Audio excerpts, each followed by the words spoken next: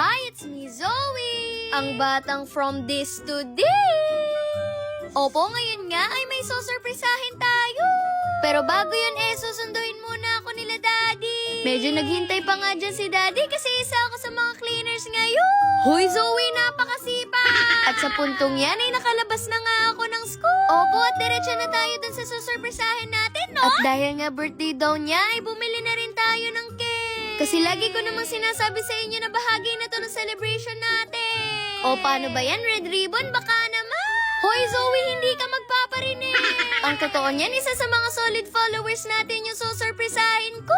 Kasi halos araw-araw niya daw pinapanood yung mga vlog namin. At sakto naman kasi magme-merienda rin kami dito sa Jollibee. Dito rin kasi kami magkikita. At ang hindi namin alam, halos kasabay lang pala namin sila dumating. At opo, naging successful naman yung pag-surprise namin sa kanya. Siya po yung tinutukoy ko na isa sa mga solid followers namin. Opo, siya si Ashley Nicole. And shoutout na rin po pala dito sa nagpa-picture sa akin sa parking. Ramdam na ramdam ko po talaga yung mga suporta nyo. At nagulat nga ako dyan kasi may pabulaklak sa akin si Ashley.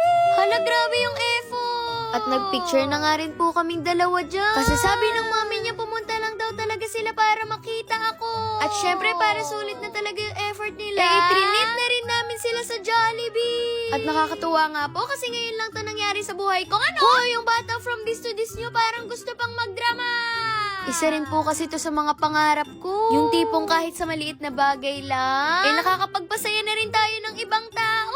At sa puntong yan, natawa nga ako kasi mali yung nabili naming kandila. Akala kasi namin 6 years old na si Ashley, yung pala 5 pala. Hoy, Zoe, napaka-advance mo. At sa puntong yan, sinama ko na rin siya para makapili na rin siya ng gusto niyang kainin. At naalala ko noon, tuwing magbe-birthday ako, ay naku, lagi talagang nag-e-effort sila mami at daddy maghanda. Tapos gusto ko pa noon, laging may palaro. Kasi ang totoo, likas na masayahin na talaga yung batang from this to this nyo. At ito nga, in-order na ni mami yung mga kakainin namin. At habang naghihintay nga, nagkwentuhan muna kami.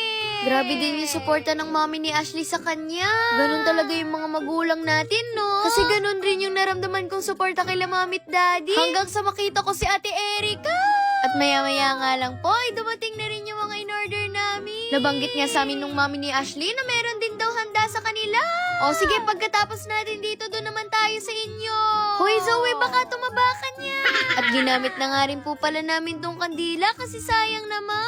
Opo, kasi sabi ko nga sa inyo, napaka-practical ng mami ko, ano? At kinantahan na rin namin si Ashley dyan. Sabi ng mami ni Ashley, ang wish niya daw ay sana makita niya ako. Ang wish ko naman para sa'yo, Ashley, lumaki kang malusog, masayahin, at maging masunurin na bata. Sana napasaya kita ngayong birthday mo. Kahit nasaglit lang tayo nagkasama. Hi, it's me, Zoe. Ang bata. Ay, naku, kung alam niyo lang yung nilalaman ng puso ko nung mga oras na yan. Hindi talaga matatawaran yung saya ko. Kaya para dun sa mga followers ko, nakagaya rin ni Ashley, huwag kayong mag-alala pag yumaman talaga ang batang from this to this. Mamimigay talaga ako ng maraming Jollibee sa inyo. Jollibee, baka naman. Uy, Zoe, ba't nagparinig ka na naman? Basta, mahal ko kayong lahat. Ayun lang.